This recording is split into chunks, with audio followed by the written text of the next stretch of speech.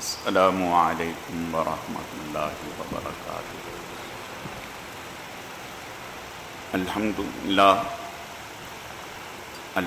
للہ نحمده ونستعینه ونستغفره ونؤمن به ونتوکل علیہ ونعوذ باللہ من شرور انفسنا ومن سیئات اعمالنا، من يهده الله فلا مضل له ومن يضلله فلا هادي له، ونشهد أن لا إله إلا الله وحده لا شريك له ولا نظير له ولا مثل له ولا مثال له، ونشهد أن سيدنا وسندنا وشفيعنا ومرشدنا ومولانا وملجانا محمد وبارك وسلم وصلي عليه۔ أعوذ بالله من الشيطان الرجيم، بسم الله الرحمن الرحيم۔ لن تغني عنهم أموالهم ولا أولادهم من الله شيئا وَأُولَئِكَ أَصْحَابُ النَّارِ هُمْ فِيهَا خَالِدُونَ۔ وقال عمار ثلاث من جمعهن فقد جمع الإيمان، الإنصاف بالنفس والبذل السلام للعالم والإنفاق من الإقطاع۔ صدق الله مولانا العظيم وبلغنا رسوله النبي الكريم، ونحن على ذلك لمن الشاهدين والشاكرين، والحمد لله رب العالمين۔ يا رب صل وسلم دائما أبدا على حبيبك خير الخلق كلهم۔ گرامی قدر معزز حاضرین، میرے واجب الاحترام بزرگوں اور عزیز نوجوان ساتھیوں، میں نے آپ کے سامنے قرآن مجید فرقان حمید میں سے ایک آیت کریمہ اور صحابی رسول کا ایک فرمان مبارک تلاوت کیا ہے۔ رب ذوالجلال سے دعا ہے کہ وہ ذات بزرگ و برتر مجھے اس کی روشنی میں صحیح صحیح کہنے کی، سمجھانے کی، سمجھنے کی، عمل کرنے کی توفیق عطا فرمائے۔ جو کہا سنا جائے اللہ رب العزت اپنی رضا کے لیے اپنی بارگاہ میں قبول و منظور فرمائے، ہم سب کی نجات اور ہدایت کا، مغفرت کا ذریعہ اور سبب بنائے۔ میری آج کی مختصر گزارشات کا موضوع اور عنوان اپنی ذات سے انصاف کرنا یا اپنی ذات کے بارے میں انصاف کرنا، یہ عنوان ہے۔ اسی سے متعلق چند باتیں عرض کرنی ہیں۔ اللہ رب العزت صحیح صحیح کہنے کی، سمجھانے کی، سمجھنے کی، عمل کرنے کی توفیق عطا فرمائے۔ ہر انسان کی زندگی ایک مستقل کتاب ہے جسے ہر انسان خود لکھتا ہے، کوئی دوسرا تحریر نہیں کرتا، اور ہر انسان سے ہر وقت کوئی نہ کوئی سیکھتا ہے، سمجھتا ہے، اثر لیتا ہے۔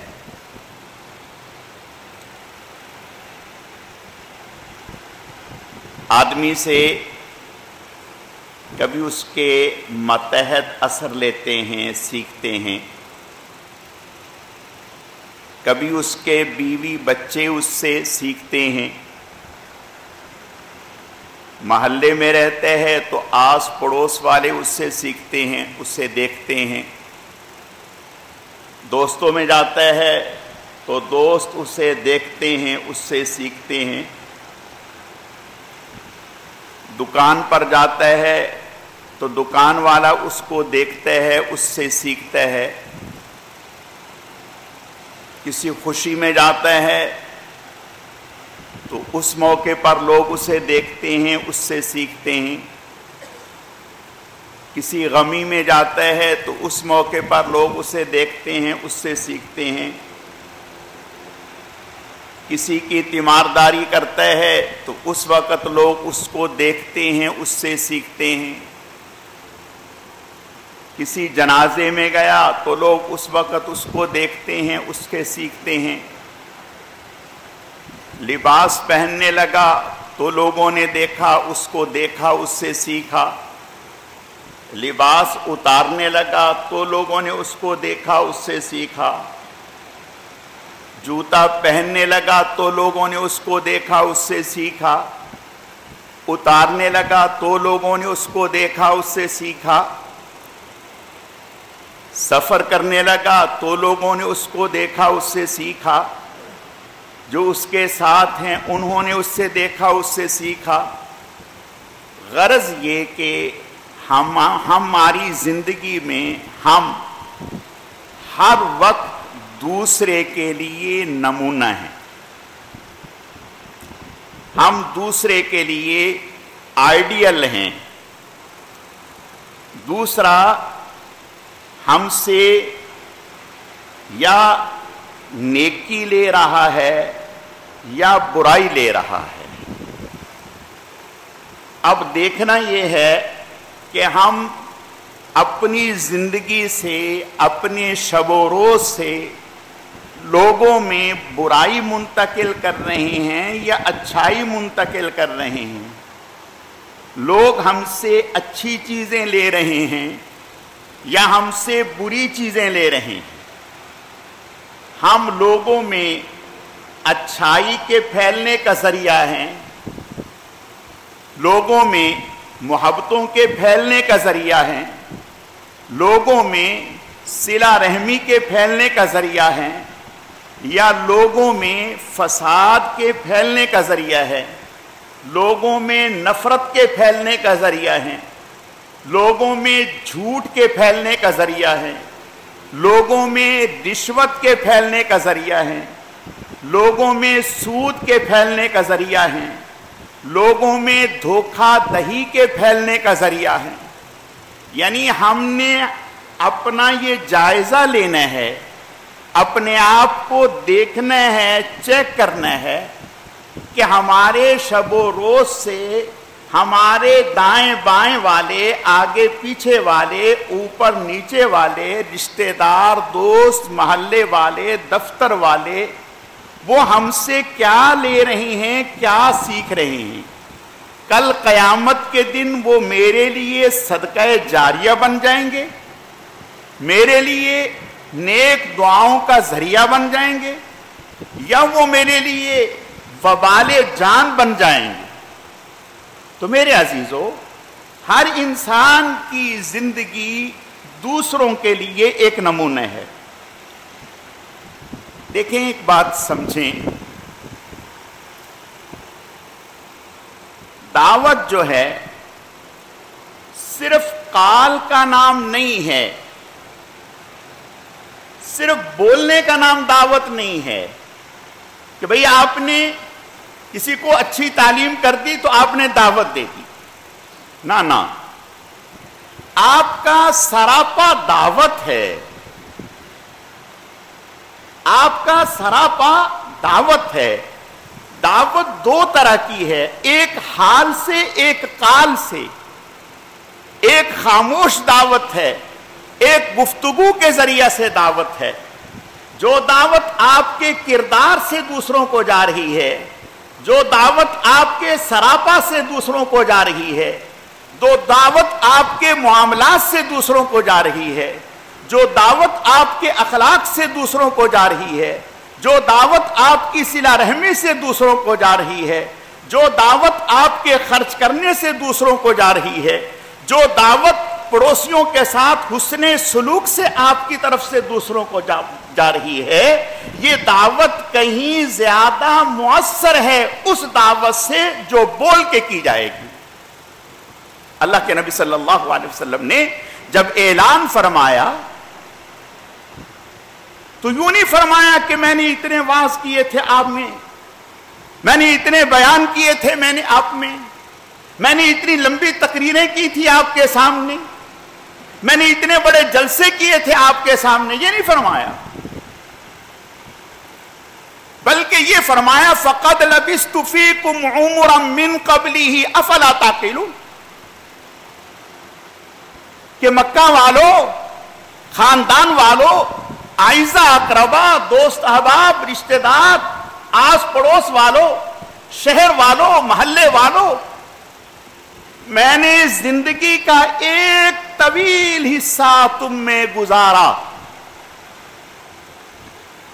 بچپن سے لے کر جوانی تک اور جوانی ڈھلنے تک آپ میں ایک لمبی زندگی گزاری ہے.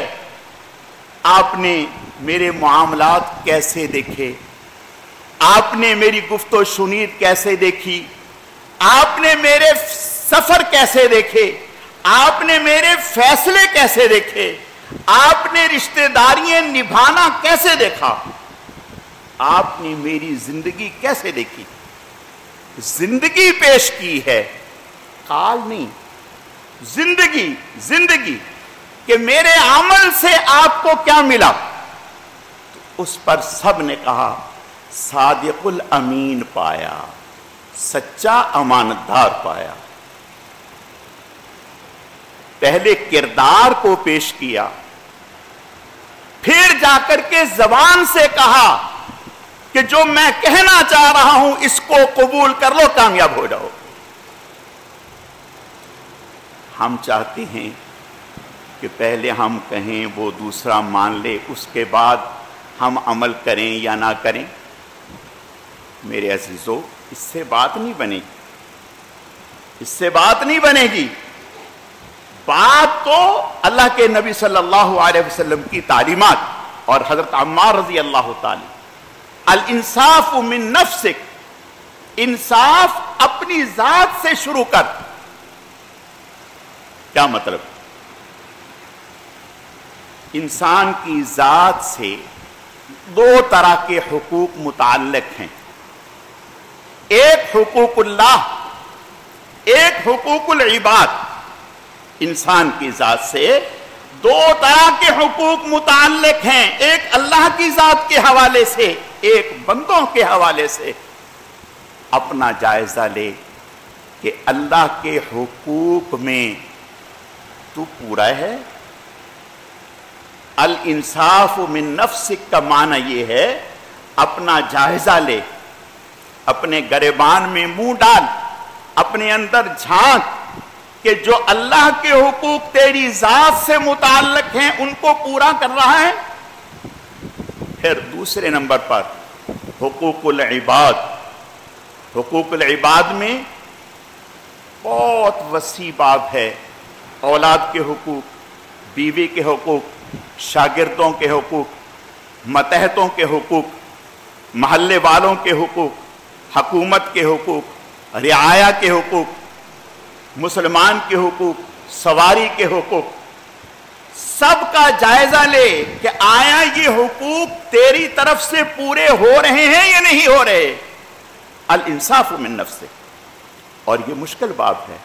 قربان جائیں جناب رسول اللہ صلی اللہ علیہ وسلم.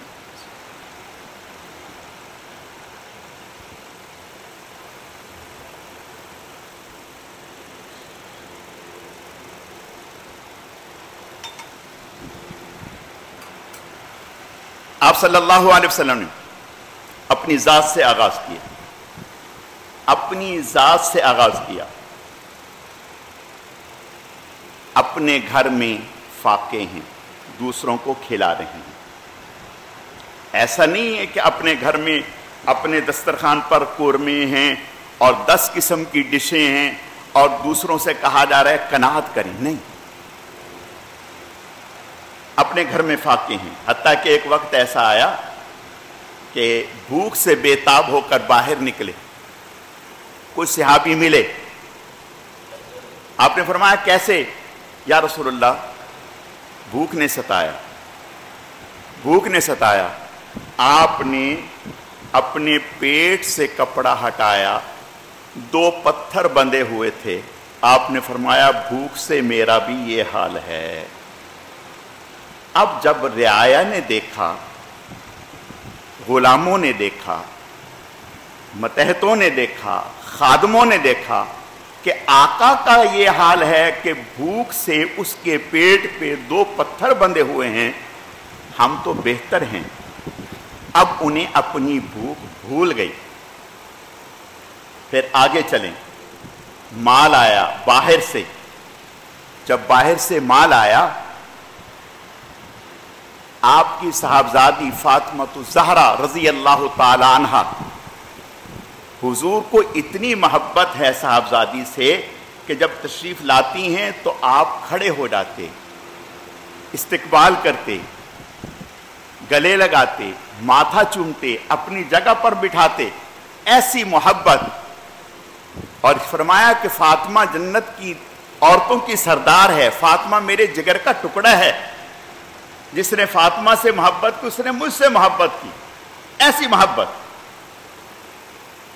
فاطمہ الزہرا رضی اللہ تعالی عنہا تشریف لائیں، دیکھا کہ حضور لوگوں میں مصروف ہیں، حضرت عائشہ صدیقہ سے کہہ گئیں کہ مجھے پتہ چلا ہے کچھ مال آیا ہے، غلام آئے ہیں، باندیاں آئی ہیں، ہمارے گھر میں کام کاج کرنے والا کوئی نہیں، سارے کام مجھے ہی دیکھنے پڑتے ہیں، چکی بھی مجھے ہی پیسنی پڑتی ہے، ہاتھوں میں چھالے ہیں، جھاڑو بھی مجھے لگانا پڑتا ہے، پانی بھی مجھے اٹھانا پڑتا ہے۔ اگر خدمت کے لیے ایک غلام مل جائے، لونڈی مل جائے، میں اس لیے آئی تھی لیکن ابا جان سے کہہ نہ سکی، شرم کے مارے، شرم کے مارے۔ اللہ اکبر۔ حضرت عائشہ سے کہہ کے چلی گئیں، آپ علیہ السلام نے حضرت عائشہ سے فرمایا، عائشہ فاطمہ آئی تھی، مجھ سے تو ملاقات نہیں ہو سکی، کچھ کہہ کے گئیں؟ جی یا رسول اللہ۔ فرمایا کیا کہہ کے گئیں؟ کہا یا رسول اللہ انہیں پتہ چلا ہے کہ باہر سے مال آیا ہے، غلام آئے ہیں، لونڈی آئی ہیں، غلہ آیا ہے، پیسہ آیا ہے، آپ نے اسے لوگوں میں تقسیم کرنا ہے، آپ کو تو پورا حق ہے، اللہ نے آپ کو اختیار دیا ہے، آپ جس کو چاہیں دے دیں، آپ کو حق حاصل ہے۔ یا رسول اللہ وہ اپنی مشقت کی تکلیفوں کا ذکر کر رہی تھیں اور کہہ رہی تھیں کہ اگر ان میں سے مجھے بھی کوئی مل جائے۔ آپ خاموش ہو گئے۔ رات کو آپ صلی اللہ علیہ وسلم بنفس نفیس خود گھر میں تشریف لے گئے، حضرت فاطمہ حضرت علی رضی اللہ تعالیٰ میاں بیوی گھر میں تھے، آپ تشریف لے گئے اور فرمایا کہ فاطمہ آج آپ آئی تھی میرے پاس؟ جی ابا جان۔ اس لیے آئی تھی؟ جی۔ آپ نے فرمایا بیٹا تم میرے لخت جگر ہو، میرے نور نظر ہو، مجھے بہت پیاری ہو، لیکن مدینہ کے یتامى مساکین مجھے آپ سے بھی زیادہ پیارے ہیں، مدینے کے یتامى مساکین ضعفاء کمزور آپ سے بھی زیادہ پیارے ہیں فاطمہ، تم بس اتنا کر لیا کرو، 33 مرتبہ سبحان اللہ، 33 مرتبہ الحمدللہ، 34 مرتبہ اللہ اکبر کہہ لیا کرو، اس سے بھی زیادہ اللہ تمہیں عطا کر دیں گے۔ اور جو آئے تھے ان کو مدینے کے یتامہ میں مساکین میں تقسیم کیا۔ ہمیں یہ تعلیم دی اللہ کے نبی نے کہ جب تم کسی منصب پر بیٹھو، کسی عہدے پر بیٹھو، کسی جگہ پر بیٹھو، کسی اقتدار پر بیٹھو اور پھر تمہارے پاس اس طرح سے مال آئے تو اپنوں کو نہیں، پہلے امت کے مستحق لوگوں کو نوازنا ہے۔ یہ تو آقا کا حال ہے، غلاموں کا حال سن لیں۔ عمر بن خطاب رضی اللہ تعالیٰ، باہر سے مال آیا، خوشبو آئی، مشک آیا، جس کو تول کر تقسیم کرنا تھا، وزن کر کے تول کے تقسیم کرنا تھا۔ فرمانے لگے کوئی اس کو تول دے، یعنی اس کو ترازو میں ڈال کر تقسیم کر دے۔ اہلیہ نے کہا کہ یہ ایک مشکل کام ہے، میں کر دیتی ہوں، خاموش ہو گئے۔ پھر فرمایا کوئی اس کو کر دے، پھر اہلیہ نے کہا کہ حضرت یہ کوئی مشکل کام ہے، میں کر دیتی ہوں۔ پھر فرمایا کوئی اس کو کر دے، اہلیہ نے حضرت نے فرمایا اللہ کی بندی، جب تو اس کو ترازو میں ڈالے گی، جو تیرے ہاتھ کو خوشبو لگ جائے گی اس کا جواب کون دے گا؟ اب بتائیں، جو بھی تولتا وزن کرتا اس کے ہاتھ کو لگتا یا نہ لگتا؟ لیکن عمر بن خطاب رضی اللہ تعالیٰ جنہوں نے اپنے آقا حضور علیہ السلام کو دیکھا، حضرت عمر رضی اللہ تعالیٰ، صحابہ اکرام حضرت علی اور دیگر صحابی حضرت حفصہ کے پاس آئے کہ امیر المؤمنین سے کہیں کہ ایک ہی قمیص ہے، اس کے اوپر اتنے پیوند لگے ہوئے ہیں، باہر سے وفود آتے ہیں، انہی میں ملتے ہیں، تو کوئی نئے کپڑے بنا دیں۔ اب حضرت حفصہ رضی اللہ تعالیٰ جو صاحبزادی تھی حضرت عمر کی، اہلیہ تھی حضور کی، انہوں نے ڈرتے ڈرتے حضرت عمر سے کہا۔ حضرت عمر نے فرمایا، حفصہ کیا کہہ رہی ہو؟ تم مجھے حضور اور ابو بکر کے طریقے سے ہٹانا چاہتی ہو؟ میں چاہتا ہوں میں اسی طریقے سے چل کر ان سے ملاقات کروں، اسی طریقے پہ چل کر ان سے ملاقات کروں۔ الانصاف من نفس۔ حضرت عباس رضی اللہ تعالیٰ قیدی بن گئے بدر میں۔ جب قیدی بن گئے تو انصاری صحابی مدینہ والے حضور کے پاس آئے، یا رسول اللہ، حضرت عباس تو ہمارے بھانجے لگتے ہیں رشتے میں، ہم آپ کی محبت میں ان کا فدیہ معاف کرنا چاہتے ہیں۔ 4000 درہم آپ نے فدیہ مقرر کیا تھا، کہا یہ ہم نہیں لیتے ان سے۔ آپ نے فرمایا بالکل نہیں، 1 ٹکا بھی نہیں چھوڑیں گے ان سے۔ حضرت عباس حضور کے چچا تھے، بے پناہ حضور کو محبت تھی، لیکن یہاں بات اپنی رشتہ داری کی نہیں تھی، اپنی محبت کی نہیں تھی، بات امت کے مفاد کی تھی۔ آپ نے فرمایا کہ 1 ٹکا بھی نہیں۔ حضرت عباس نے حضور سے کہا کہ میں تو آنا نہیں چاہ رہا تھا، مجھے تو مشرکین دھکے سے کھینچ کے لے کے آئے ہیں، میں تو آنا نہیں چاہ رہا تھا، اور میرے پاس مال نہیں ہے، میرے پاس مال نہیں ہے، میں کہاں سے دوں؟ آپ نے فرمایا چچا، وہ مال جو آپ نے اور ام فضل حضرت عباس کی اہلیہ نے رات کو مشورہ کر کے فلاں جگہ دفن کیا تھا، فلاں جگہ جو مال آپ نے دفن کیا ہے، آپ نے اور ام فضل نے مشورے کے ساتھ، وہ مال کہاں ہے؟ اب حضرت عباس کبھی اوپر دیکھ رہے ہیں، کبھی نیچے دیکھ رہے ہیں۔ کہا کہ میں گواہی دیتا ہوں آپ اللہ کے رسول ہیں، میرے اور بیوی کے علاوہ کسی تیسرے انسان کو خبر نہیں ہے، آپ نے جو یہ بتایا ہے تو یقیناً یہ اللہ نے آپ کو خبر دی ہے، ورنہ تو کسی کو خبر ہی نہیں تھی۔ حضور علیہ السلام نے رشتہ داری کو نہیں دیکھا، امت کے مفاد کو دیکھا۔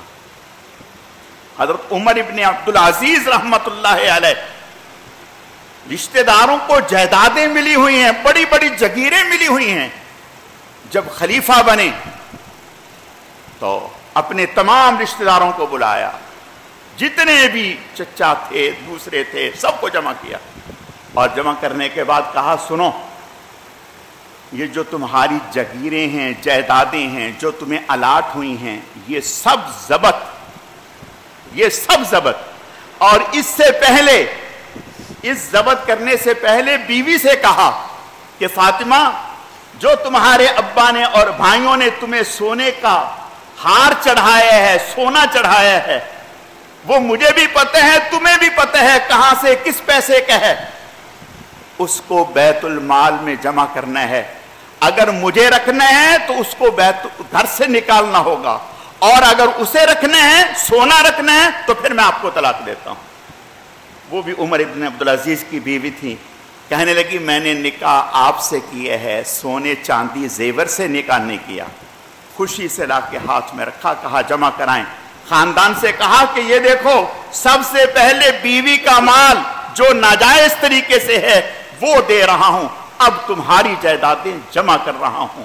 اس کا نام ہے الانصاف من نفسک۔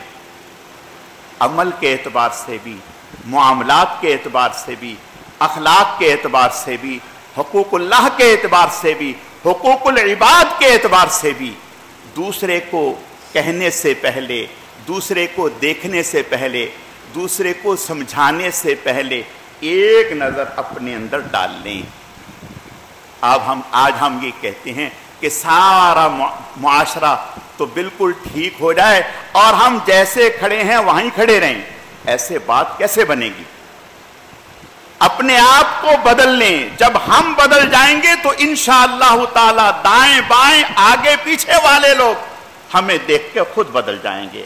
حضرت عمر بن خطاب رضی اللہ تعالیٰ جب کوئی حکم نامہ جاری کرتے تھے تو پہلے گھر میں اعلان کر کے جاتے تھے، دیکھو میں یہ حکم نامہ جاری کر رہا ہوں، اگر اس کے خلاف کسی کو پایا تو مجھ سے سخت کوئی نہیں ہوگا، کوڑے مار مار کے کھال ادھیڑ دوں گا.